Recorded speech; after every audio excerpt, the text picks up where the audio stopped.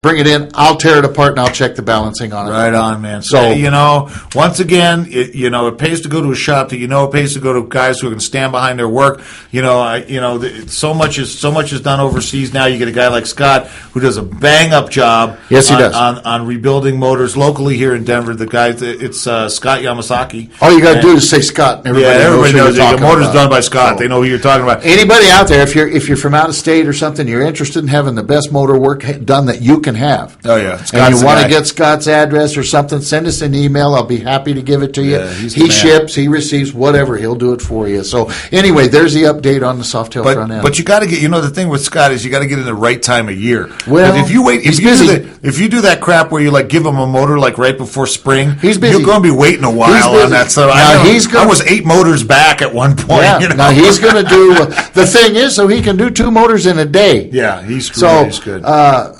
He's also going to put an S&S gear drive in my twin cam for my cam drives. You're going to go to that, huh? I'm going to go to that. I'm going to get new cams and new adjustable push rods. We're going to throw the old push rods out. Good. And for anybody that's thinking about doing that, I talked to him about it today, and Scott takes care of me because I've been doing business with him for 30 years. I also refer a lot of business to him. However, I went to him today because he told me when I picked the motor up for the Softail, I said, what about the twin cam? He says, I'll take care of you. And I agree, and I'm sure of that. Uh-huh. He told me today, I went in, I said, okay, when do you want the wide glide? And he said, when do you want to do it? I said, well, let me get my taxes figured. Let me do all of that. Right. So he said, okay, bank, yeah. Right. And I said, is this going to cost? I said, what's this going to do? $1,000 going to get it done? And he said, no. If you're going to do that, if you're going to use the S&S, he goes to Harley-Davidson, what they call quick fix push rods. They're adjustable push rods. Yeah. The parts alone are close to $1,000. Jesus. So, but with that, the S&S kit, you get a new plate, you get new bearings, you get new cams, you get everything. Right. Comes with the S&S, with the exception of the push rods and one other item, I don't remember which. So if you're going to do that on your twin cam, and ladies and gentlemen, I recommend it. I've been thinking about it for the road cam.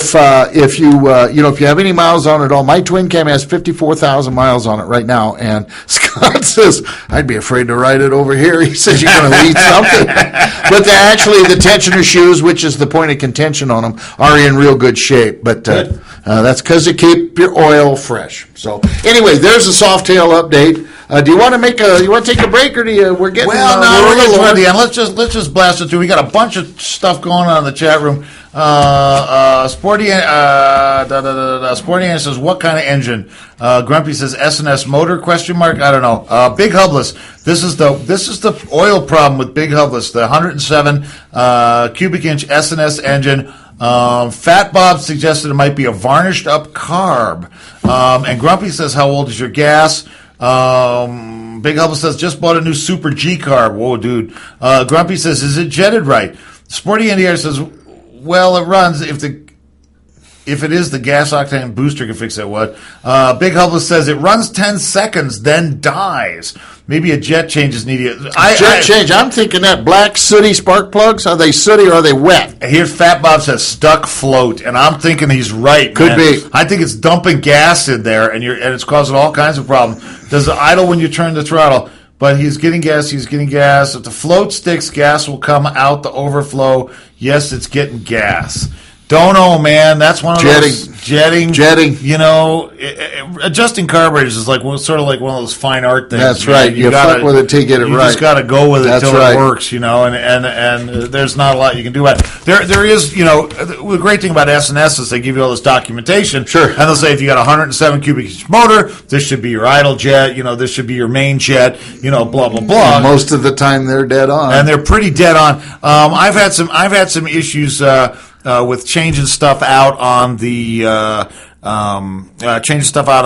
Softail after I got the motor back. I had to tweak with the carb a little bit, but not a lot. It was like an evening's worth of work. I change a couple of jets, this a little fatter, this a little thinner, change the idle a little bit, and before you know it, bang, you're dialed in. Set it, forget it, man. Nothing is better than S&S for the aftermarket Harley-Davidson. For carburation. For anything. I'm talking wheels, that's true. Motors. Because if you get it from those guys, it's actually well constructed. Not only that, they're just like Scott. If it ain't right, they'll make it right for you. Which is you save money on some stuff, and I'm a tightwad when it comes to building bikes. You know that, but there's some shit you should just not scrimp on. It just doesn't make any sense.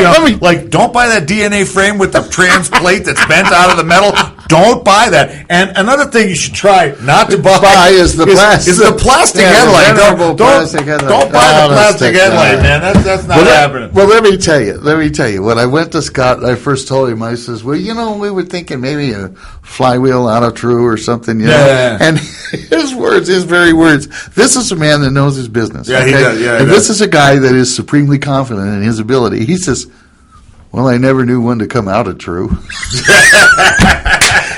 It was right when I put it together, bud. It was right when I put it together. What the hell did you do to it? That's right. Yeah, which is the old computer hacker thing. Hey, it works for me. What's your problem? What'd you do wrong? Anyway, speaking of doing things wrong, the weather sucks here in Denver. Yes, it It's does. freezing cold. I hear you got something. I don't know. You're gonna love this. I don't know. It's another trash man surprise. He springs these on me. I'll let it rip, man. Go for it, dude. All right, ladies and gentlemen, in commemorative effort toward the new year and the fact that we have yet more snow coming. Oh, God. All right, and we're not going to be riding for at least another probably 3 months for anything really regular. I would like to read for you one of the most enjoyable, delightful little things I've ever heard. Okay, here we go. All right, this is entitled "The Diary of a Mad Snow Shoveler." This is to all the Colorado people who are buried under 48 inches of snow. Can you get us some pictures of snow up? Yeah, can we get some snow? We need some going, snow and some blizzard pictures. Blizzard pictures. YouTube all right. blizzard. All right, here we go. All right. Here we go. December 8, 6 p.m. It started to snow. The first snow of the season.